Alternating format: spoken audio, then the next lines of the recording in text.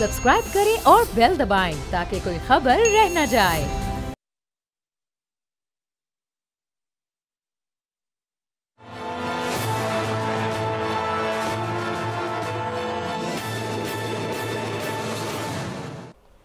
अस्सलाम वालेकुम, मैं बाब जहांगीर। आप देख रहे हैं प्रोग्राम तज्जिया और रमज़ान मुबारक का अख्ताम है। ईद के बाद हम ये देखेंगे कि अब जो अपोजिशन की जमातें हैं इस वक्त वो हुकूमत को बड़ा टफ़ टाइम देने के लिए मैदान अमल में आ रही हैं, और न सिर्फ जमीयत उलमा इस्लाम बल्कि पाकिस्तान तहरीक इंसाफ ने भी अपने अपने प्लेटफॉर्म से अब जलसों की बात कर दी है। तो इस हुकूमत के लिए पहले ही बड़े बड़े चैलेंजेस थे, न सिर्फ सियासी चैलेंजेस बल्कि मुआशी चैलेंजेस। महंगाई इस वक्त एक नए तूफ़ान की सूरत में सामने आ चुकी है। गो के इस वक्त जो डॉक्यूमेंट्स हैं हुकूमत के, उसमें कागज़ों में तो हम वो महंगाई कम होती देख रहे हैं, लेकिन ग्राउंड पर तो सूरत हाल बिल्कुल उसके अक्सर मुख्तलिफ है। तो अब इस हुकूमत के लिए ये अपोजिशन जमातों की जो एहतजाजी तहरीक हैं ये ज़्यादा इस वक्त बड़ा चैलेंज है, या फिर जो महंगाई है और जो एक आम आदमी की हालत है जिस तरह उसने इस पूरे रमज़ान में गुजारा किया है, वो इस वक्त एक बड़ी मुश्किल है हुकूमत के लिए। इस पर हम ज़रा गुफ्तगू करेंगे। क्या सियासी माहौल आगे बनने जा रहा है, हुकूमत कितनी मुस्तहकम रहेगी और किस तरह से आगे चल सकेगी। दानियाल अजीज़ साहब सीनियर सियासतदान हैं और महंगाई के खिलाफ हमेशा बड़ी खुलकर बात करते हैं। तो दानियाल साहब, ये अभी हुकूमत 2 माह अपने तकरीबन गुजार चुकी है और इसमें तो हमने देखा कि एक आम आदमी की हालत बदलने के लिए कोई खास इकदाम नहीं किए जा रहे, उससे मुताल्लिक कुछ सोचा भी नहीं जा रहा, कोई रिलीफ का प्रोग्राम नहीं आ रहा। तो ये महंगाई आप आने वाले दिनों में कमी इसमें आती देख रहे हैं? हुकूमत की कोई इंटेंशन, कोई विल है इस तरफ, या फिर हुकूमत अपने मामलात में मगन नजर आ रही है आपको? जी, मैं आपसे ये अर्ज करना चाहता हूँ, सबसे पहले शुक्रिया आपने मुझे लिया, और बोलबाला है हर जगह, ईद की आमद है, तो अव्वल तो हमें खुशियां मनाने होने चाहिए था, लेकिन जो लोग गरीब हैं वो इस महंगाई के हाथों इनकी ये ईद भी जो है वो ईद की शक्ल इख्तियार नहीं कर रही है, वो कुछ और शक्ल इख्तियार कर रही है। बिल्कुल। तो मैं सिर्फ ये अर्ज करना चाहता हूँ कि पाकिस्तान में देखें, एक तो होता है कि आपको कोई दुख है या कोई दर्द हो रहा है, एक है वो आपके नमक मलना उसमें। और इस पाकिस्तान में अनफॉर्चुनेटली अगर आप फरवरी के अदादो शुमार देखें महंगाई के, तो उसमें पाकिस्तान ब्यूरो ऑफ स्टैटिस्टिक्स ने जो नवंबर में 1038% गैस की कीमतें बढ़ाई थी और महंगाई की तयन की थी शरह, वो फरवरी में आके इन्होंने 380% करके रह छोड़ दी, यानी 1000 से कम करके 380 कर दी। और ये किसी को पता भी नहीं पड़ने दिया, किसी को बताया भी नहीं, और मीडिया ये बात निकाल लाई। अब ये है कि बजाय उसका कोई वो जवाब देते, उसका रिबटल आता कोई, और ये मैं आपको याद दिलवाता चलूं, ये वही पाकिस्तान ब्यूरो ऑफ स्टैटिस्टिक्स है जो फिर से प्लानिंग कमीशन ऑफ पाकिस्तान के ज़ेरे निगरानी है, जिसके वजीर साहब एहसन इकबाल साहब हैं, जिन्होंने पहले भी नेशनल प्राइस मॉनिटरिंग कमेटी के जरिए तबाही मचाई और प्लानिंग कमीशन के हिस्टोरिकल फेलियर को सामने लाया कि इन्होंने बताया साल के आखिर में 11.5% महंगाई होगी, जो कि 30% भी तजावज कर गई औसतन। तो ये इतनी 300% ऑफ जो है ना, ये कभी इतनी तबाही, इतना फेलियर प्लानिंग कमीशन में हुआ ही नहीं जब से प्लानिंग कमीशन बनी है। और अब फिर से हम क्या देख रहे हैं कि अब अदादो शुमार का खेल हो रहा है। तो इसमें सिर्फ एक तरीका है कि हम इसको अदालत में लेके जाएं, जो मैं आपको कह रहा हूँ कि हम अपने प्लेटफॉर्म से लेके जाएंगे और इस बात को वाज़ेह बनाएं। अब आप देखें, मार्च में, ये तो होगी फरवरी की बात, मार्च में था रमजान का महीना, इसमें सबको पता है कि कीमतें जो है आसमान से बातें कर रही थी, लेकिन इन्होंने क्या किया कि इन्होंने बताया दादो शुमार के जरिए कि कीमतें कम हो गई हैं। यानी पहले इन्होंने बताया कि 23% थी, इस महीने इन्होंने बता दिया कि 20% है हेडलाइन इन्फ्लेशन। तो ये आप देखें, ये सब तैयारी हो रही है कि अप्रैल की 29 को मॉनेटरी पॉलिसी कमेटी की मीटिंग होनी है और उसको मजबूर करना है कि किसी तरह ये शरह सूद जो है ये कम करे। हालांकि और क्योंकि IMF की मीटिंग चलनी है अभी, और IMF तो बार बार कह रहा है कि शरह सूद जो है आप शरह महंगाई से ऊपर करेंगे तो फिर ही महंगाई कंट्रोल होगी। तो ये सब कुछ जो है उसके लिए तैयारी की जा रही है कि अमीर के ऊपर को वजन ना आए, गरीब जो है वो पिस जाए महंगाई में। तो दानियाल साहब, जो कागजों में आशारिये नीचे आ रहे हैं, ये 28 से 23 से 20% पर आना, और फिर हम देख रहे हैं कि पेट्रोल की प्राइस में 10 रुपये इजाफा होता है, उसके बाद हम देखते हैं बिजली बढ़ती है, गैस महंगी होती है और मुस्तकिल होती जा रही है। तो जब ये चीज़ें महंगी होती हैं तो ऑटोमेटिकली ये हर चीज़ पर महंगाई शिफ्ट हो जाती है। कागजों में फिर ये कैसे नीचे आ रही है? कागज कौन बना रहे हैं? बस ये इनकी मर्जी है जी, ये आप समझ लें, ये अदादो शुमार जो है ये फॉर्म 47 वाले ही है। अच्छा, تو پھر یہ اب عید کے بعد جو اپوزیشن جماعتیں اس وقت نکل رہی ہیں وہ تو الیکشن مینڈیٹ کے معاملے پر نکل رہی ہیں، چونکہ ظاہر ہے اس میں بہت ساری جماعتوں کو تحفظات ہیں، اور اس الیکشن پر 8 فروری کے الیکشن پر آپ کو بھی بڑے تحفظات ہیں.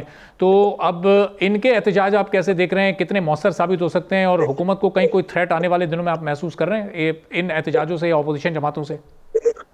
میرے خیال میں جو چیز کامیابی سے ہو جائے گی وہی ہے جو پہلے دن سے ہم کہہ رہے ہیں کہ اگر سیاسی استحکام آئے گا تو پھر شاید کوئی معاشی استحکام آ سکے، لیکن اس کا مطلب یہ نہیں ہے کہ اگر سیاسی استحکام آ گیا تو یکساں آٹومیٹکلی جو ہے معاشی استحکام آ جانا ہے. اس کے لیے کوئی پلان چاہیے. تو نہ تو یہاں سیاسی استحکام آیا، یہ ثبوت ہے کہ یہ عید کے بعد یہ ساری جماعتیں باہر نکل رہی ہیں، اور نہ ہی ان کے پاس کوئی پلان ہے. تو میرے خیال میں وہ دونوں شرائط پہ جو ہے نا بگ زیرو ثابت ہوئے ہیں یہ سب. اور میرا نہیں خیال ہے کہ دیکھیں، ایک آپ یہ سمجھ لیں کہ تنقیدی جائزہ ان کے اپنے کوalition میں ہے کہ ان کو بھی اعتبار نہیں ہے ان کے اوپر، یعنی پیپلز پارٹی جو ہے کابینہ کا حصہ بننے کے لیے تیار نہیں ہے.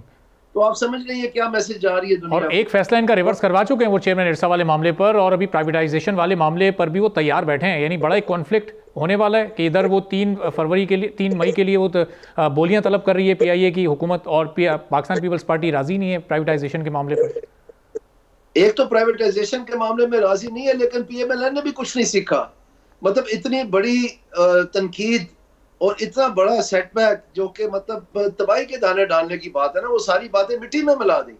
جو یہ ڈار صاحب کو منسٹری آف فارن افیئرز دے دی گئی، لیکن وہاں ابھی بھی نہیں، اب وہ پرائیویٹائزیشن کیبنٹ کمیٹی کے اوپر وہ آ گئے ہیں سامنے. تو یہ مطلب یہ سیکھیں گے نہیں، لگے رہیں گے اپنی بات پہ جب تک سے پھر سے کوئی حادثہ نہیں ہو جائے گا پاکستان کے ساتھ. کہ بھئی آپ کو نہیں کوئی پسند کر رہا، نہیں کوئی تسلیم کر رہا، نہیں کوئی آپ کی کارکردگی کو مان رہا، تو آپ ہی مطلب کسی سٹیج پہ آ کے اپنے ملک کے لیے آدمی بس کر دیتا، کوئی شرمسار ہی ہو جاتا ہے. لیکن آپ دیکھیں اس میں یہ بھی ناممکن ہو گیا. تو دانیال صاحب، یہ پورٹ فولیوز کا یا منسٹریز کا فیصلہ پھر یہ کون کر رہا ہے؟ اسحاق ڈار صاحب کو اس وقت لایا گیا پی ڈی ایم کی گورنمنٹ میں جب مفتاح صاحب سے ظاہر ہے کہ حکومت یہ سمجھتی تھی کہ ان سے اکانومی نہیں سنبھل رہی، تو اسحاق ڈار صاحب کو لایا گیا. پھر ان کے سارے ڈیسیجنز کو اس وقت کی گورنمنٹ نے بیک کیا. جب ان پر اتنا اعتماد تھا تو پھر اب محمد اورنگزیب صاحب کو کیوں وہ قلمدان دیا گیا، پھر اسحاق ڈار صاحب کو کیوں نہیں دیا گیا، ان کو کیوں وزیر خارجہ لگا دیا گیا؟ یہ تمام فیصلے مسلم لیگ نون میں کر کون رہا ہے؟ پھر یہ جو کہتے ہیں بجھتی شمع جو ہے آخری پھڑک اس کی آتی ہے تو آپ کہہ دیں کہ آپ نے بڑا کمال کیا. ایسے نہیں تھا. سب سے زیادہ آواز تو میں اٹھاتا تھا پچھلی جو 2013 سے لے کے 2018 کی حکومت تھی کہ ہم جو ہے تباہی مچا رہے ہیں اکانومی کی، اور وہی کچھ ہوا. جیسے ہی حکومت ختم ہوئی آئی ایم ایف کے پاس جانا پڑا. تو دانیال صاحب پھر وہ اس کے کانسیکوینسز بھی پھر برداشت آپ کو کرنے پڑے. یہ آپ سمجھتے ہیں کہ یہ ریزن تھا پھر اس بار آپ کو ٹکٹ بھی نہیں دیا گیا، آپ کو آزاد حیثیت میں لڑنا پڑا، نون لیگ سے آپ کو اچھا خاصا سائیڈ لائن بھی کر دیا گیا؟ سائیڈ لائن کی بات نہیں ہے جی، یہ برداشت ہی نہیں کر سکتے کہ کوئی پروفیشنل، کوئی پڑھا لکھا، کوئی تجربہ کار جو پاکستان کے مسائل اور خاص طور پہ جس نے طویل عرصے کے لیے جو ہے انتظامیہ کا اور اسٹیبلشمنٹ کے ساتھ کام کیا ہو اور ثابت کیا ہو، مطلب کامیابی سے چیزیں لے کے آگے چلاؤ نیشنل لیول پہ. ایسے کتنے لوگ ہیں پاکستان کی سیاست میں؟ اس لیے میرے اوپر دائرہ تو بہت پہلے لگا دیا گیا تھا. جتنی دیر تک میری ضرورت تھی کہ میں جنگ لڑ رہا تھا اس کی سول سپریمیسی کی، تب تک تو ٹھیک تھا. جب میں نے تھوڑے سے اس میں نرمی دکھائی یا میں اپنے ذاتی مسائل میں الجھ گیا تھا، اور جب میں حقائق پہ بیان کرنا شروع ہو گیا تو پھر آپ دیکھ لیں کیا ہوا. یہ احمد اقبال کو الیکٹ کرنے کی تقریب نہیں تھی، یہ دانیال عزیز کو ہٹانے کی تقریب تھی. اچھا، تو پھر دانیال صاحب پھر یہ اس طرح سے سیاسی استحکام کیسے آئے گا جب لوگ اگر میرٹ پر نہیں ہوں گے، ادارے مضبوط نہیں ہوں گے؟ ظاہر سیاسی استحکام اور معاشی استحکام ایک دوسرے سے نتھی ہیں. سیاسی میدان میں بھی ہمیں مضبوطی چاہیے، تبھی معیشت مضبوط ہوگی. اگر اس طرح سے میرٹ کا قتل عام ہوتا رہے گا تو پھر آپ کے نزدیک یہ سیاسی استحکام آ سکے گا آنے والے دنوں میں؟ بس جی، میں آپ کو یہ پہلے بھی میں نے عرض کی ہے کہ یہ حکومت اتنی دیر چلے گی جس کام کے لیے یہ بنائی گئی ہے. تو اس کے بعد دیکھیں شاید کوئی رد و بدل ہو اور کوئی سیاسی استحکام کی طرف ہم چلے جائیں. لیکن تب تک تو جس کام کے لیے بنائی گئی ہے یہ وہ کر کے جائے گی. تو لگے تو دانیال صاحب یہ بھی بتا دیں کس کام کے لیے بنائی گئی ہے اور وہ کام کب تک ہو جائے گا؟ میرے خیال میں آپ کو اچھی طرح پتا ہے. نہیں سر، مجھے تو یقین کریں نہیں پتا. میں اسی لیے آپ سے پوچھ رہا ہوں کہ اگر آپ بتا سکے تو آپ یہ ہمارے چینل کے تھرو پھر باقی لوگوں کو بھی پتہ چل جائے تاکہ وہ بھی یہ سمجھ جائیں کہ ہاں بس یہ مہنگائی اور یہ سارا سلسلہ کب تک چلنا ہے، اس کے بعد حکومت ہی جا رہی ہے.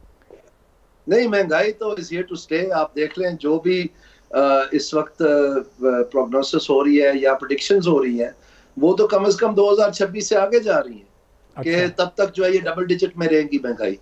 تو لوگوں کا تو ابھی سے ہی تیل نکل گیا, کہاں یہ برداشت کر سکتے ہیں. اور یہ حیرانگی کی بات یہ ہے کہ سری لنکا میں جہاں مہنگائی 80% سے تجاوز کر گئی تھی کیونکہ ان کا دیوالیہ نکل گیا تھا, وہ چند ہفتوں میں مہینوں میں وہ واپس لے آئے. اس وقت شاید 5% ہے.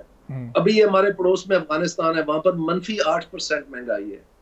تو یہ مہنگائی ہوتی نہیں ہے, یہ کی جاتی ہے. اچھا. اور یہ اسٹیٹ بینک آف پاکستان کو اچھی طرح پتا ہے کہ یہ کیا کر رہے ہیں, اور یہ مانے ہوئے ہیں IMF کے ساتھ, بار بار مانے ہوئے ہیں کہ اس کو کنٹرول کرنے کے لیے یہ شرح سود بڑھائیں گے. لیکن جب وہ بڑھاتے ہیں تو انہی بڑے لوگوں کی جو ہے نا دم پہ پاؤں آ جاتا ہے, تو پھر وہ چیخیں مارتے ہیں, تو ان کی سنائی دیتی ہے. غریب عوام کو تو کسی کھاتے میں کوئی رکھتا ہی نہیں ہے نا جی. تو دانیال صاحب یہ ایسی کیا مجبوری ہے یہاں ہماری اس حکومت کی کہ یہاں پر یہ مہنگائی اس طرح کی جاتی ہے؟ ابھی سری لنکا اور افغانستان کی آپ نے مثال دی, تو وہاں کون سے ایسے میکینزم ہیں کہ انہوں نے اوور نائٹ اتنی بڑی بڑی چینجز کی اور وہ آپ دیکھیں کہ وہاں پر حالات بہت بہتر ہیں یہاں سے؟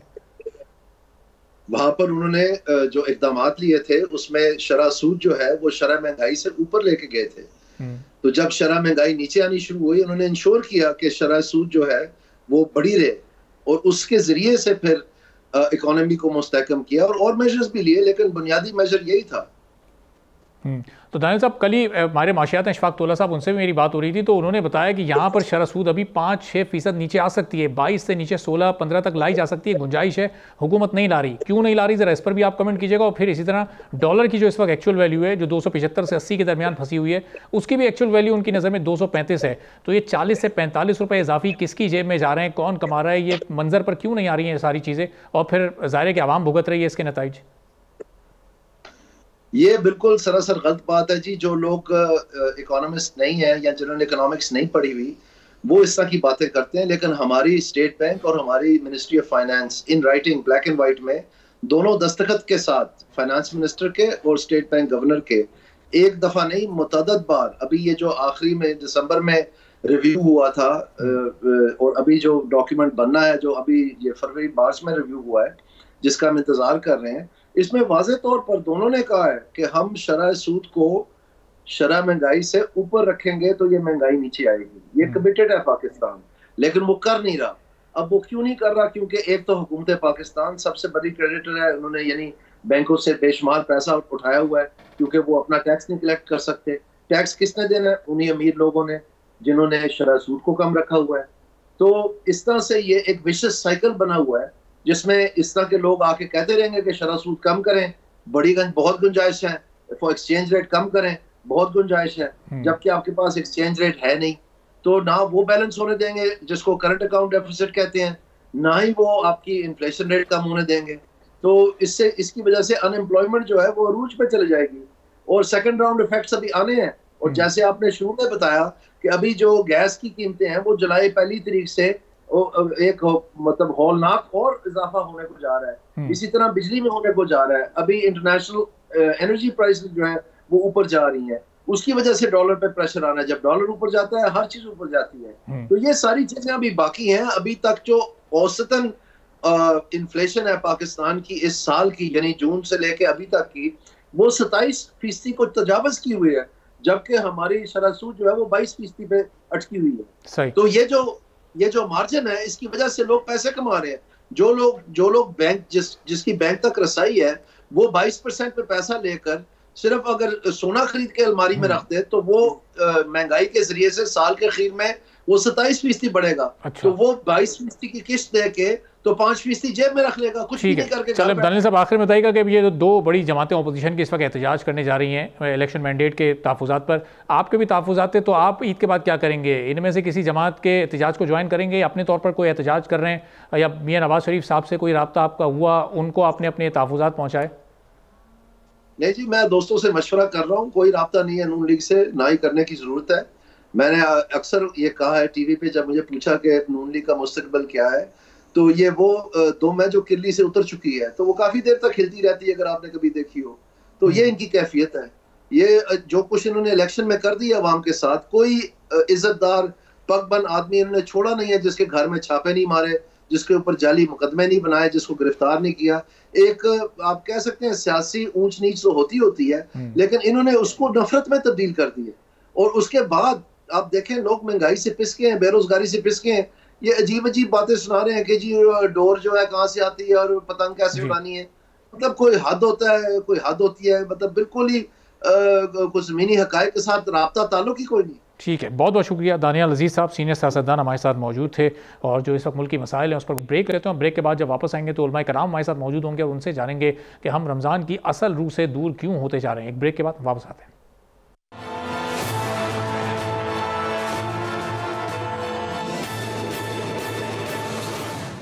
ایک بار پھر پروگرام میں آپ کو خوش آمدید کہیں گے. ایک اور رمضان گزر گئے جس میں مہنگائی اپنے عروج پر رہی، ناجائز منافع خوری مسلسل ہوتی رہی، پورے رمضان میں جاری رہی. آخر ہمارا معاشرہ رمضان کی اصل روح سے دور کیوں ہوتا جا رہا ہے؟ رمضان کی اصل روح ہے کیا، اور ہم کس طرح رمضان منا رہے ہیں؟ اس پر اپنے علماء کرام سے گفتگو کریں گے. معزز مہمانوں کو آپ سے تعارف کرواتے ہیں. علامہ شبیر احمد میسی صاحب ہمارے ساتھ موجود ہیں. بہت شکریہ علامہ صاحب پروگرام کے لیے آپ نے وقت نکالا. ڈاکٹر عامر عبداللہ محمدی صاحب ہمارے ساتھ موجود ہیں. بہت شکریہ ڈاکٹر صاحب، آپ بھی شریک ہوئے پروگرام میں. تو علامہ صاحب پہلے آپ فرما دیجیے گا کہ جو رمضان کی اصل روح ہے وہ کیا ہے؟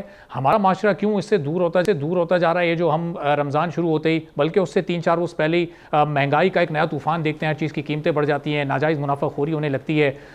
اس پر ہماری شریعت کیا کہتی ہے؟ کیا احکامات ہیں اور ہم کس طرف جا رہے ہیں؟ بسم اللہ الرحمن الرحیم. اگرچہ کہ رمضان مبارک کے ختم ہونے پہ گفتگو ہو رہی ہے، لیکن چلیں دیر آیت درست آیت. دیکھیں، سب سے بڑا مسئلہ اس وقت یہ ہے کہ ہم قرآن مجید کی روح سے دور ہو گئے ہیں.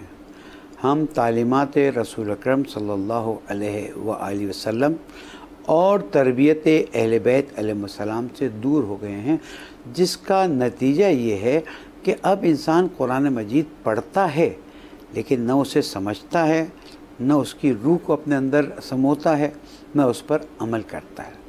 دوسری طرف سے احادیث کا بھی ذکر رہتا ہے لیکن ظاہری طور پر اس کو سن لیتا ہے، اپنی روح میں اس کو شامل نہیں کرتا. اگر علماء کرام پورا سال تربیت کے، جمعہ نماز ایک بہت اچھا پلیٹ فارم ہے، اب سوشل میڈیا بہت اچھا پلیٹ فارم ہے، الیکٹرانک میڈیا بہت اچھا پلیٹ فارم ہے، اگر اس میں ایک پیار اور محبت کی فضا قائم کی جائے کہ دیکھو لوگوں، اللہ سبحانہ وتعالیٰ تم سے کتنی محبت کرتا ہے، اس نے جو نعمتیں دی اس کے عوض میں کچھ بھی نہیں مانگا ہے. جو تم نے مانگا بقول قرآن مجید میں اللہ تعالیٰ کے، ہم نے تمہیں دیا. تو اب انسان کو اگر یہ احساس دلایا جائے کہ ہم شکر کی منزل میں داخل ہو جائیں اور نعمتوں کو گننے کی کوشش کریں، گن نہیں سکتے، قرآن مجید نے کہہ دیا، تو اس سے کیا ہوگا کہ انسان کا دل اللہ سبحانہ وتعالیٰ کی طرف مائل ہو جائے گا، رام ہو جائے گا، اور پھر احکام شریعت پر عمل کرنا بہت آسان ہو جائے گا. دیکھیں قرآن مجید میں اللہ سبحانہ وتعالیٰ کیا فرماتا ہے؟ اللہ سبحانہ وتعالیٰ ارشاد فرماتا ہے قُلْ إِن كُنتُمْ تُحِبُّونَ اللَّهَ فَاتَّبِعُونِي يُحْبِبْكُمُ اللَّهُ وَيَغْفِرْ لَكُمْ ذُنُوبَكُمْ. فرسٹ، اے میرے حبیب آپ کہہ دیجئے اگر تم اللہ سے محبت کرتے ہو، یعنی ہمارا اور اللہ کا رشتہ محبت کا رشتہ ہے، صحیح، احترام کا رشتہ ہے، تو ایک کام کرنا ہے، فَاتَّبِعُونِی، رسول اکرم صلی اللہ علیہ وآلہ وسلم کا اتباع کرنا ہے. اس کے بعد 2 گفٹ ملیں گے، یحببکم اللہ، اللہ تم سے محبت کرنے لگے گا. آپ دیکھیں اگر ہم انسان کو اس منزل پر لے کر آئیں، انسان کو ہم نے دھتکارا ہوا ہے، تو اللہ تو تجھ سے ناراض، اللہ تو تجھ سے یہ، اللہ تو گنہگاروں کو توبہ کرتے ہوئے دیکھ کر پسند کرتا ہے. ہم انسانوں کے دل میں اللہ سبحانہ وتعالیٰ کی عظمت ڈالیں اور احترام ڈالیں اور اسے احساس دلائیں کہ اگر تو اللہ سے محبت کرے گا تو اللہ تعالیٰ کے حبیب کا اتباع کر لے. جیسے ہی اتباع کرے گا اللہ تجھ سے محبت کرے گا اور جو تیرے گناہ ہیں نا وہ بھی معاف کر دے گا. صحیح، بڑی مناسب، بہت خوبصورت آپ نے گفتگو فرمائی. علامہ صاحب میں ذرا واپس بھی آپ کی طرف آؤں گا. ڈاکٹر عامر عبداللہ محمدی صاحب کو بھی ہم ذرا گفتگو میں شامل کر لیں، اور یہی سوال ڈاکٹر صاحب کے سامنے ہی میں رکھتا ہوں کہ ڈاکٹر صاحب یہ کیوں لوگوں کے دل شریعت کی طرف مائل نہیں ہوتے جب یہ ماہ مبارک شروع ہوتا ہے؟ ہم دنیا بھر میں دیکھتے ہیں کہ وہاں پر لوگوں کو سہولیات فراہم کی جاتی ہیں، مسلمانوں کے لیے آسانیاں پیدا کی جاتی ہیں، لیکن یہاں ہم دیکھ رہے ہیں کہ ایک مسلمان کی جیب خالی کر رہا ہے، وہ اس سے ناجائز منافع کما رہا ہے. اس کو پتہ ہے کہ میں یہ اپنی جو میں شے بیچ رہا ہوں، جو چیز میں بیچ رہا ہوں، اس پر میں اس کی اضافی قیمت لے رہا ہوں، لیکن جانتے بوجھتے بھی وہ یہ کام کر رہا ہے. تو پھر ایسے تمام لوگوں کے لیے کیا احکامات ہیں شریعت میں؟ بسم اللہ الرحمن الرحیم. بہت بہت شکریہ، آپ نے یاد فرمایا. آپ نے سوال بہت عمدہ کیا ہے، اور علامہ شبیر محسمی صاحب نے فرمایا کہ دیر آیت درست آیت. لیکن میں اسے اس تناظر میں عرض کروں گا کہ ابھی عید الفطر بھی ہمارا ایک اہم تہوار ہے. بہت سارے لوگ جن کو تنخواہیں بہت لیٹ ملتی ہیں یا ان کی پیمنٹس پھنسی ہوئی ہوتی ہیں، وہ بہت دیر سے انہیں حاصل ہوتی ہیں، تو بیچارے چاہتے ہیں کہ اس خوشی کے ان لمحات میں اپنے بچوں کے لیے خریداری کریں. عید بھی مسلمانوں کا ایک بہت بڑا عظیم تہوار ہے، عید الاضحیٰ اور عید الفطر، اور یہ اصل میں شکرانہ ہے اللہ رب العالمین کی طرف سے رمضان المبارک کی ان عبادتوں کا اور محنتوں کا جو اللہ کے بندے کرتے ہیں. اللہ تعالیٰ سب کی محنتوں کو قبول فرمائے. لیکن جہاں تک آپ کے سوال کا تعلق ہے، تو دیکھیے نبی کریم صلی اللہ علیہ وسلم کا ایک انتہائی قیمتی فرمان ہے. آپ نے فرمایا لا یؤمن احدکم حتی یحب لاخیہ ما یحب لنفسہ. اس وقت تک کوئی صاحب ایمان ہو نہیں سکتا جب تک وہ اپنے مسلمان بھائی کے لیے وہ پسند نہ کرے جو اپنے لیے پسند کرتا ہے. جب ہم اپنے لیے یہ پسند کرتے ہیں کہ ہمیں بازار میں اونچے نرخ کے بجائے ارزاں قیمتوں میں اچھی کوالٹی کی معیاری چیزیں ملیں، تو ہمیں بھی پھر دوسروں کو ارزاں قیمتوں میں سستی اور معیاری چیزیں فراہم کرنی چاہیے. اس موقع پر رمضان المبارک میں جو عبادتوں کا موقع ہے، جو افطار اور سحر کا موقع ہے، صرف یہی ایک موقع ملا تھا احسان بداری کے لیے یا منافع خوری کے لیے، ناجائز منافع خوری کے لیے؟ یہ تو ثواب سمیٹنے کا موقع تھا. یعنی آپ کی تجارت بھی پروان چڑھتی اور آپ کو اس پر اجر اور ثواب بھی ملتا. لیکن ہمارے تاجروں کا اس طرف ذہن نہیں جاتا.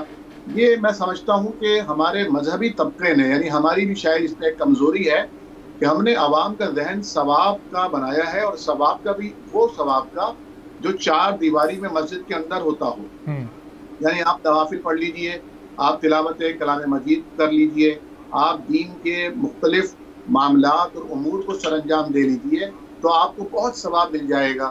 لیکن یہاں جو یہ ثواب کا کنسپٹ ہے کہ آپ لوگوں کی خدمت کیجئے، آپ لوگوں کو راستہ دیجئے، آپ لوگوں کا راستہ مسدود اور بند نہ کیجئے، آپ لوگوں کو سستی چیزیں فراہم کیجئے، آپ لوگوں کو کاروبار زندگی ادا کرنے میں معاونت کا معاملہ کیجئے، اس پر جو ثواب ملے گا اس طرف ہمارا دھیان نہیں جاتا. حالانکہ نبی کریم صلی اللہ علیہ وسلم بھی ایک تاجر تھے، اور آپ کی وجہ شہرت نبوت سے قبل صداقت اور امانت اور دیانت کی تھی. اور حضرت خدیجہ رضی اللہ تعالی عنہا نے جو آپ سے متاثر ہو کر آپ کو پیغام نکاح بھیجا تھا، وہ بھی یہی وجہ تھی کہ آپ کامیاب بزنس مین کے طور پر ابھرے تھے، اور آپ نے حضرت خدیجہ کے مال تجارت کو کئی گنا زیادہ منافع لے کر دیا تھا. اس کی وجہ کیا تھی؟ اس کی وجہ یہ تھی کہ آپ نے راست بازی کے ساتھ، دیانت کے ساتھ، امانت کے ساتھ اور لوگوں کا بھلا چاہتے ہوئے آپ نے سامان بیچا، اور اس میں پھر منافع بھی ہوا. لیکن نبی کریم صلی اللہ علیہ وسلم کا فرمان ہے الدین النصیحہ، دین اصل میں خیر خواہی کا نام ہے. یعنی جو مسلمان کا ویل وشر نہیں ہوتا وہ اچھا مسلمان نہیں ہو سکتا. اور ڈاکٹر صاحب یہ بڑی خوبصورت آپ نے بات کہی. یہ آپ کی گفتگو سے جو میں نتیجہ اخذ کر پایا ہوں وہ یہ ہے کہ نیک کام ہم کرتے ہیں تو اس کا تو ثواب ہوتا ہی ہے، لیکن کیا گناہ سے خود کو روکنے کا، گناہ سے بچنے کا بھی ثواب ہے؟ ذرا علامہ صاحب کی میں اس پر رائے لے لوں، پھر آپ کے سامنے بھی میں سوال رکھوں گا. تو علامہ صاحب یہ رمضان میں تو ہم ویسے ہی ظاہر ہے کہ شیطان بند ہوتا ہے، تو بہت آسان ہوتا ہے ثواب کے کام کرنا، ہر چیز کا جو اجر ہے وہ بھی 70 گنا بڑھ جاتا ہے. تو کسی گناہ کے کام سے خود کو روکنا، کیا اس بات کا بھی ثواب ہے؟ بہت ہی خوبصورت نتیجہ نکالا آپ نے ڈاکٹر صاحب کی گفتگو سے کہ نیک کام کرنے کا ثواب کم ہے، گناہ سے بچنے کا ثواب کئی گنا زیادہ ہے. اچھا. اور کسی انسان کو تکلیف سے نکالنا، بچانا، اس سے بھی بڑا ثواب. دیکھیں انسان جو ہے نا اللہ سبحانہ و تعالیٰ کی پیاری مخلوق ہے. لقد خلقنا الانسان فی احسن تقویم، اور اسی کے لیے اللہ نے اپنے حبیب کو بھیجا. ٹھیک، اسی حبیب کے ذریعے قرآن مجید جیسی عظیم کتاب بھیجی تاکہ انسان ہدایت پا جائے. تو میں ایک نیک کام مسجد میں بیٹھ کے کر رہا ہوں، بہت اچھا ہے. میں بازار میں جا کر جو میرا ایک جہاد ہے، اہل و عیال کے لیے حلال روزی کمانا جہاد کے حصوں میں سے ایک حصہ ہے، وہ کر رہا ہوں، وہ ایک اور بڑا ثواب ہے. میں ایک گناہ سے اپنے آپ کو یا معاشرے کو روک رہا ہوں، اس کا ثواب بھی کئی گنا زیادہ ہے۔ لیکن کسی انسان کی کوئی مشکل حل کر رہا ہوں نا، اس کا ثواب کوئی گنا نہیں جا سکتا ہے۔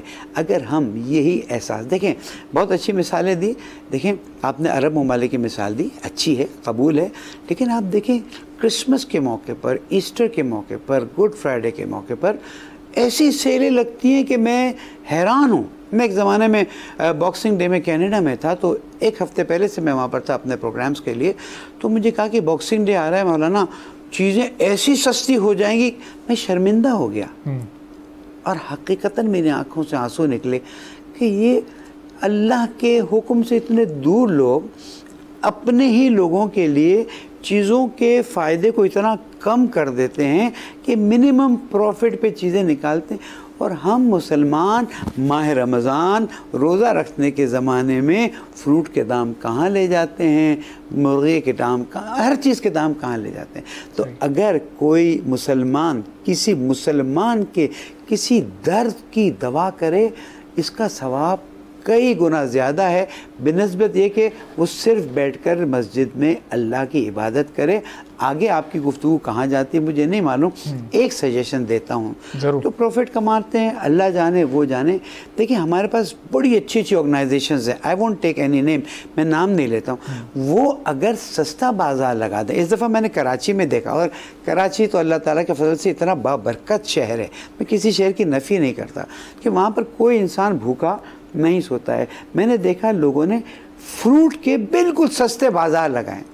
مومنوں کھڑے ہو جاؤ، اللہ تعالیٰ کی خاطر فروٹ کے، راشن کے مفت مت دو، کوئی پرابلم نہیں، لیکن جو اس کی مین وہ ہے قیمت، اس پہ اپنا آنے جانے کا جو خرچ ہے وہ لگا کے دو۔ خدا شاہد ہے اللہ سبحانہ وتعالیٰ تمہیں، کیونکہ ہمارے ہاں برکت کا کانسیپٹ اٹھ گیا ہے۔ برکت یہ ہے کہ مال تھوڑا ہو لیکن اس کا فائدہ کئی گنا زیادہ ہو۔ ٹھیک ہے، تو ڈاکٹر صاحب یہ آج کا جو پچھلے دور جدید ہونے کے بعد سے، ترقی یافتہ ہونے کے بعد سے، یہ جو اس وقت رمضان ہے وہ ایک طرح سے نیٹ ورکنگ کا یہ مہینہ بنتا جا رہا ہے۔ ہم افطار پارٹیز دیکھتے ہیں، ہم سحری کی دعوتیں ہوتے دیکھتے ہیں، اور وہاں پر پھر مذہبی یا دینی گفتگو سے زیادہ ہم دنیاوی معاملات پر بات کر رہے ہوتے ہیں، اور گھنٹوں کی یہ محفلیں بھی ہوتی ہیں۔ تو یہ ذرا اس پر بھی تھوڑی سی گفتگو فرمائیے گا کہ یہ رمضان میں افطار پارٹیاں کس نوعیت کی ہونی چاہیے، سحری کی دعوتیں ہونی چاہیے، تو وہاں گفتگو کے موضوعات کیا ہونے چاہیے، یہ جو آج کل جو کچھ ہو رہا ہے ذرا یہ سب ہے مناسب یا پھر ایک غیر مناسب رویہ ہو چکا ہے ہمارا؟ جی بہت خوبصورت سوال ہے آپ کا، اور آپ نے بہت اچھی طرح توجہ مبذول کرائی۔ دیکھیے وقت بہت قیمتی چیز ہے، اور سب سے زیادہ اگر کوئی نایاب اور قیمتی ترین چیز اس وقت ہے تو وہ ٹائم اور وقت ہے۔ اور جس طرح افطار پارٹی میں اور سحری کے گرینڈ سحری کے پروگرامز میں وقت کا ضیاع ہوتا ہے، اور لوگوں کو اکٹھ کرنے میں، اور پھر لوگوں کو کھانے کھلانے میں، اور پھر ان کے آنے اور ان کے جانے میں جو وقت صرف ہوتا ہے، میں ضائع تو نہیں کہوں گا، جو وقت لگتا ہے وہ وقت یقینی طور پر قیمتی نہیں رہتا۔ نبی کریم صلی اللہ علیہ وسلم کا ایک ارشاد گرامی ہے، آپ نے فرمایا کہ قیامت کے دن مومن اور مسلمان اپنے اس وقت پر حسرت کریں گے جو وقت اللہ کی یاد اور نبی کریم پر درود بھیجنے سے رہ گیا ہوگا۔ ان محفلوں پر حسرت کریں گے جن میں اللہ اور اس کے رسول کو یاد نہیں کیا ہوگا۔ تو اگر جو کوئی ایسی گیدرنگ ہو تو وہاں اللہ اور اس کے رسول کا تذکرہ جمیل ہونا چاہیے، وہاں قرآن کی تلاوت، اس کا ترجمہ اور نبی کریم صلی اللہ علیہ وسلم کی احادیث کا بیان ہونا چاہیے، سنتوں کی تعلیم ہونی چاہیے۔ یہ سب کچھ نہیں ہے تو پھر یہ جو نیٹ ورکنگ ہے نا، یہ رمضان تو اصل میں بندے اور اللہ کے درمیان نیٹ ورکنگ کا مہینہ تھا۔ سبحان اللہ۔ آپ دیکھیے آج کل فیچر ہے جس میں جب آپ کسی کو میسج بھیجتے ہیں تو جب وہ اس کو ریڈ کر لیتا ہے تو بلو ٹک آ جاتے ہیں، 2 ٹک، اور اگر بعض لوگ اس کو بند کر دیتے ہیں اور یہ ٹک نہیں آتے، یا اگر آن ہو اور کوئی آن لائن بھی شو ہو رہا ہو لیکن یہ ٹک نہ آئے تو اسے بہت غصہ آتا ہے کہ میں نے اتنی دیر سے میسج کیا ہوا ہے اور میرا میسج نہ دیکھ رہے ہیں نہ ریڈ کر رہے ہیں، آن لائن بھی ہیں۔ تو آپ یہ دیکھیے کہ ہم زندہ ہیں لیکن ہم اللہ سبحانہ و تعالیٰ کے اس میسج کو جو قرآن کی شکل میں ہمارے پاس موجود ہے، ہم نہ ریڈ کر رہے ہیں، نہ اسے فالو کر رہے ہیں، نہ اس کا آنسر اور رپلائی دے رہے ہیں۔ تو آپ سوچئے اللہ رب العالمین کو کیا غصہ نہیں آئے گا اس کو؟ تو یہ جو آج ہمارے مسائل ہیں، ہم لوگوں کے درمیان رہ کر بھی لوگوں سے دور ہیں، ہم لوگوں کے ساتھ رہ کر بھی، دیکھیں غالب نے اس زمانے میں کہا تھا کہ جو خط ہے، لیٹر، یہ آدھی ملاقات ہے، اگر وہ آج ہوتے تو اسکائپ پر ہونے والی گفتگو کو، ویڈیو چیٹ کو، میسیجنگ کو اور واٹس ایپ پر ہونے والے تبادلہ خیالات کو یا موبائل پر ہونے والی گفتگو کو نہ جانے کیا کہتے ہیں. لیکن اتنے کنیکٹ ہونے کے باوجود ہم دور کیوں ہیں؟ کیونکہ ہم اپنے رب سے دور ہیں، اور جو رب سے کٹتا ہے وہ ہر ایک سے کٹ جاتا ہے، ایون یہ کہ وہ اپنے آپ سے کٹ جاتا ہے. قرآن کریم نے فرمایا ہے اگر تم اللہ کو بھول جاؤ گے تو اللہ تم سے تمہارا اپنا آپ بھلا دے گا. ہم نے تو اپنے آپ کو بھلا دیا ہے. تو رمضان اصل میں اللہ تعالیٰ سے نیٹ ورکنگ کا مہینہ ہے. رمضان نتیجہ نہیں ہے بلکہ رمضان اصل میں ٹریننگ پروسیس ہے. یہ وہ امتحان تربیت گاہ ہے جس تربیت سے گزر کر ہمیں شوال کے مہینے میں عید الفطر کے بعد عملی میدان میں جانا ہے. اب بہت سارے لوگ جو رمضان میں تو مسجدیں بھری ہوتی ہیں، تراویح بھی پڑھ رہے ہیں، اعتکاف میں بھی بیٹھے ہیں، لیکن رمضان کے جاتے ہی وہ نمازیں چھوڑ دیتے ہیں. اس کا مطلب کیا ہوا کہ وہ ثواب کی چکر میں تو ہیں، ثواب کے لالچ میں تو ہیں کہ زیادہ سے زیادہ نیکیاں ان کے پاس آ جائیں، لیکن ان کو یہ فکر نہیں ہے کہ جس اللہ نے انہیں پیدا کیا ہے وہ اللہ بھی موجود ہے، وہ نماز بھی فرض موجود ہے، قرآن کریم بھی موجود ہے. اس سے تعلق نہیں توڑنا، اس سے رشتہ نہیں توڑنا اور اللہ رب العالمین کو نہیں چھوڑنا. دن میں 5 مرتبہ جب اللہ کی طرف سے انویٹیشن کارڈ آتا ہے، انویٹیشن ہمارے پاس نوٹیفیکیشن آتا ہے حی علی الصلاۃ حی علی الفلاح، تو ہم کن کاموں میں لگے رہتے ہیں؟ ہم کامیابی کو کاروبار میں ڈھونڈتے ہیں، ہم کامیابی کو محنت میں، اسٹرگل میں، جدوجہد میں، ایفرٹس میں ڈھونڈتے ہیں. کامیابی کو تو اللہ نے نماز میں رکھا ہے، حی علی الفلاح حی علی الصلاۃ. اور کیا خوب قرآن کریم نے فرمایا ہے وفی السماء رزقکم، تمہارا آسمان کو، تمہارا رزق تو آسمانوں میں ہے، تم آسمان والے کو سے منا لو، آسمان والے سے اپنی بات بنا لو، اللہ تعالیٰ تمہارے رزق کے سارے مسئلے حل کر دے گا. بے شک بے شک. چلیں اب ذرا جو لوگوں کے ذہنوں میں جو رمضان اور عید سے متعلق سوال ہوتے ہیں، ذرا 2-4 سوال وہ بھی جلدی میں آپ لوگوں کی خدمت میں عرض کرتا ہوں کہ زکوٰۃ کا جو معاملہ ہے وہ رمضان کے بعد بھی وہ تو 12 مہینے ہی ہوتا ہے نا، چونکہ ایک عام تاثر یہ ہے کہ صرف رمضان میں ہی لوگ زکوٰۃ دیتے ہیں، رمضان میں شاید زکوٰۃ دینا افضل ہے. اور پھر فطرے والے مسئلے پر بھی ذرا تھوڑی سی روشنی ڈالیے گا. جی دیکھیے، آپ کے سوال کے 2 پہلو ہیں. ایک تو یہ کہ افضلیت کا معاملہ ہے اور ایک فرضیت کا معاملہ ہے. فرض جو ہے وہ اسلامی کیلنڈر کے حساب سے 1 سال کے بعد جب آپ کے پاس رقم جو 52.5 تولہ چاندی کی بقدر موجود ہوتی ہے، جو تقریباً 1.5 لاکھ روپے کچھ سمتھنگ کم 1,44,000 سے لگ بھگ بنتا ہے، تو اگر یہ رقم آپ کے پاس مقدار میں کوئی سونا یا مقدار میں چاندی اگر آپ کے پاس موجود ہے، اس پر 1 سال گزر گیا، وہ ضرورت سے زائد ہے جو آپ نے سیونگ کی ہے، تو آپ پر زکوٰۃ فرض ہے 2.5 یعنی 2.5% کے حساب سے. اب اس میں رمضان کی قید نہیں ہے کہ آپ نے رمضان میں لازمی دینی ہے. جس طرح حج جو ہے وہ ذی الحجہ میں ہوگا، اس طرح رمضان میں روزے رکھے جائیں گے. تو کہ زکوٰۃ کے لیے یہ شرط نہیں ہے، زکوٰۃ کی شرط یہ ہے کہ سال میں 1 بار دینی ہے. لیکن رمضان میں لوگ اس لیے نکالنا چاہتے ہیں کہ رمضان میں فرائض کا جو ثواب اور اجر ہے وہ 70 گنا بڑھا دیا جاتا ہے، اس لیے رمضان میں دینے کی کوشش کرتے ہیں. لیکن رمضان کے بعد اگر زیادہ ضرورت مند کوئی آتا ہے تو آپ زکوٰۃ پیشگی ان ایڈوانس بھی ادا کر سکتے ہیں، اور یہ بھی کر سکتے ہیں کہ آپ زکوٰۃ اکٹھی دینے کے بجائے اپنی سہولت کے اعتبار سے نوٹ کرتے رہیں اور آہستہ آہستہ دیتے رہیں. ٹھیک ہے. اچھا ڈاکٹر صاحب ذرا موقع اگر آپ قطع کلامی کی انتہائی معذرت، ذرا میں ایک چھوٹا سا بریک یہاں پر لے رہا ہوں. بریک کا وقت ہوا ہے اور بریک آتے ہیں تو پھر فطرہ کس کو دیا جا سکتا ہے، کیا اس کا افضل وقت ہوتا ہے، اس پر ذرا گفتگو کریں گے. علامہ شبیر احمد میثمی صاحب، ڈاکٹر عامر عبداللہ محمدی صاحب ہمارے ساتھ موجود ہیں. بریک کے بعد واپس آتے ہیں.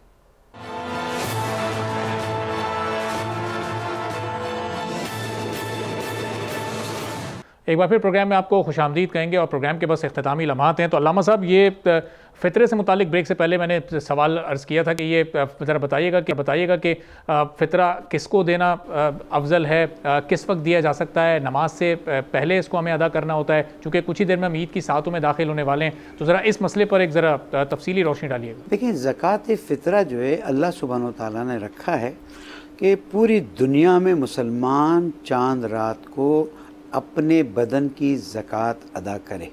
جیسے زکوٰۃ مال ہے، اسی کے سامنے بیلنس میں زکوٰۃ فطرہ ہے. یہ انسان کے بدن کی زکوٰۃ ہے.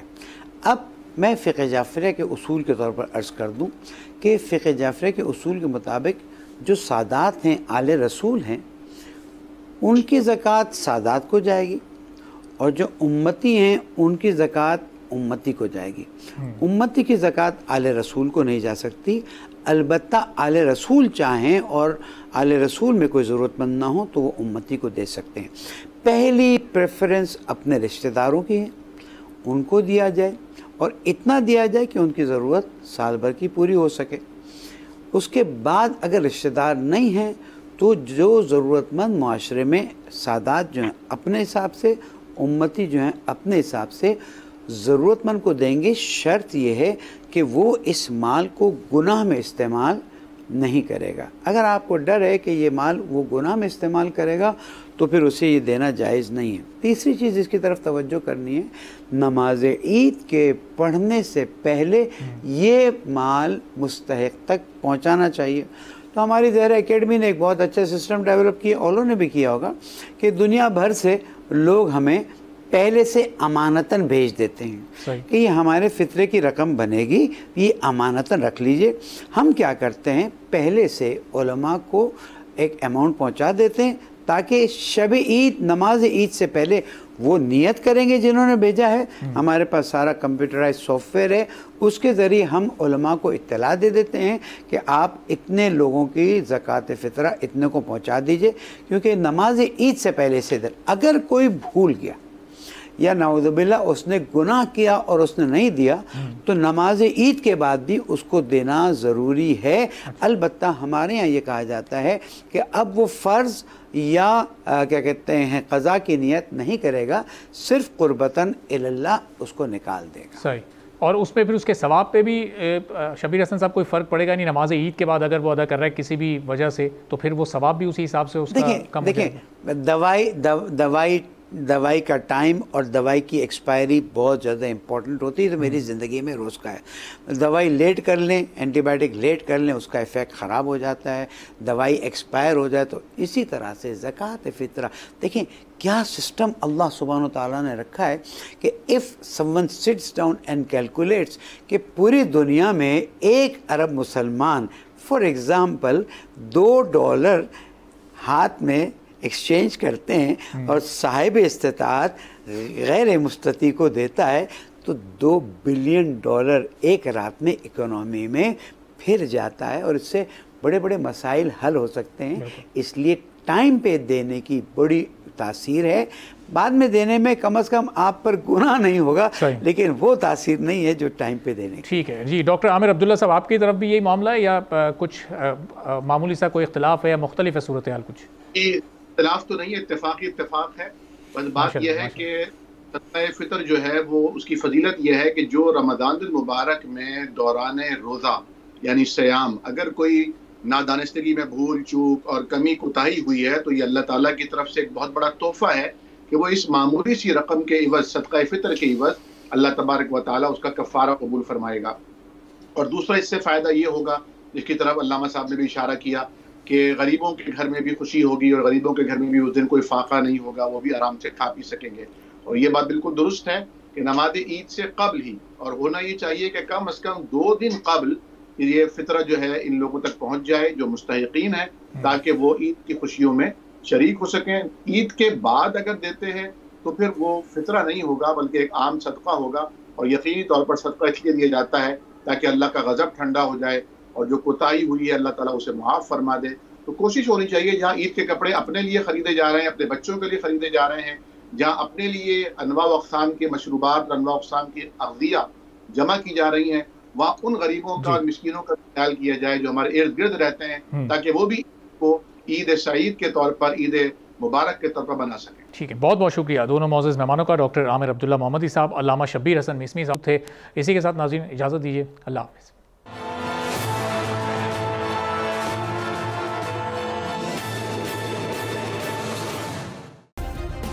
सब्सक्राइब करें और बेल दबाएं ताकि कोई खबर रह न जाए।